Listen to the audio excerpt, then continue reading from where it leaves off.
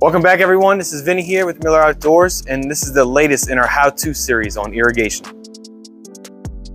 All right, so we're back over here, guys. The first thing you want to do is you want to come over to the service line, and you want to make sure that there's nothing leaking. Doesn't look like there are any pipes that burst or anything like that. Check all these solder points, see if there's any water coming out. And the next step after you do that is we're going to close these valves on this backflow on this side. This is the output side, okay? You want to close that valve, all right? After you close the output side of the valve, what you're going to want to do is you're going to want to turn these screws in here and close these valves as well. You'll know these valves are closed when the screws are perpendicular to the way the pipe is going. And then from there, we're gonna wanna turn on the supply line to, this is your service, right? This comes in from the house, and we're gonna turn that on just to make sure that this backflow preventer is still working.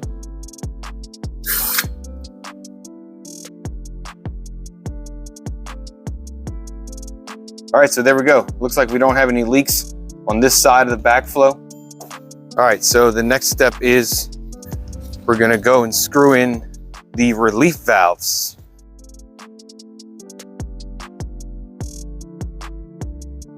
All right, so like I said, next step is to come to each valve location. You're gonna look for a green or black, or it's just gonna have a circle top like this. It's gonna say irrigation control valve. And what you're gonna wanna do is you're gonna wanna find the air relief plug, and you're gonna wanna screw that back in. This is what that plug looks like, okay? And you're basically gonna be inserting it back into the same spot you took it out from. If you don't recall where that spot is, we'll show you right here. We're gonna take this plug and you're gonna look right next to this solenoid here. There's a hole right here, okay? And you're just gonna you're gonna take that guy, and you're gonna want to leave these valves open. You don't want any debris getting in that valve. Okay, you're just gonna screw that guy all the way tight. Quarter to half turn to the counterclockwise, and it should be open. Okay, on to the next one.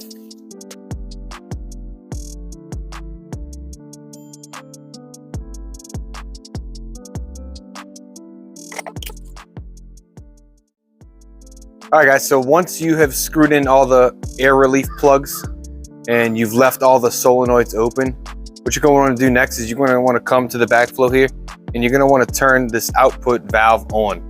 And once you do that, you just want to let the system run through. Make sure none of the diaphragms in the valves are getting sticky or stuck or anything like that. So let's go ahead and do that. All right, so once you let the system run through, we're going to shut this guy back off. And we're gonna go around and we're gonna go to each valve and we're gonna close all those solenoids.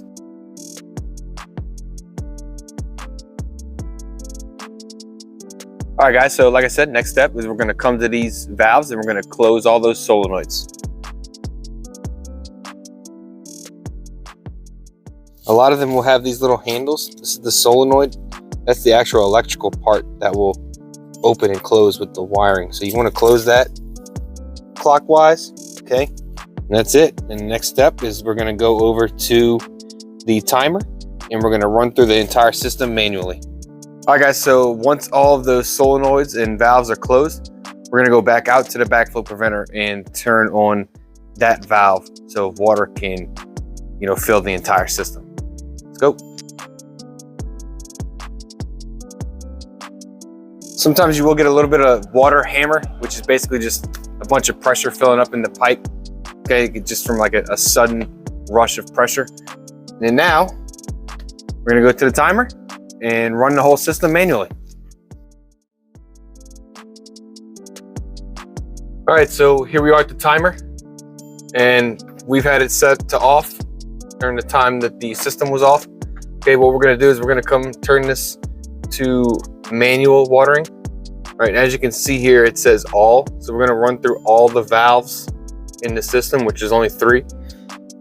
And we're gonna run it for 2 minutes each. And that's just to verify that there's, for one, everything's working and there's no pressure loss or anything like that.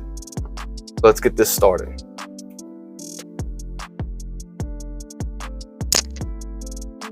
All right, as you can see, valve number 1 looks like it's in working order. May need a few little adjustments here or there. And now we'll wait for valve number 2.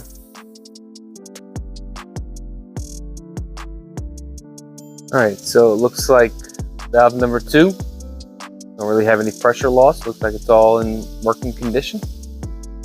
We'll move on to valve number 3. All right, so valve number 3 is this drip line that feeds this vegetable garden here. It also runs down the side of the house. We just want to verify that the valve is actually opening from the source and there's no pressure loss. As you can see, there is water coming out of the drip line.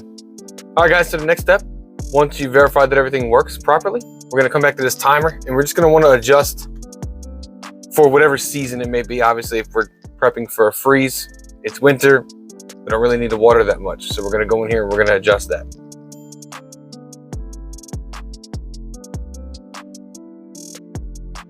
All right, there we go. Set it to auto and we're good to go.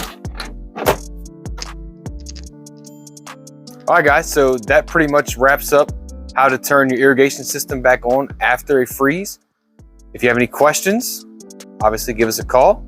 If you found this video helpful, give us a like or follow.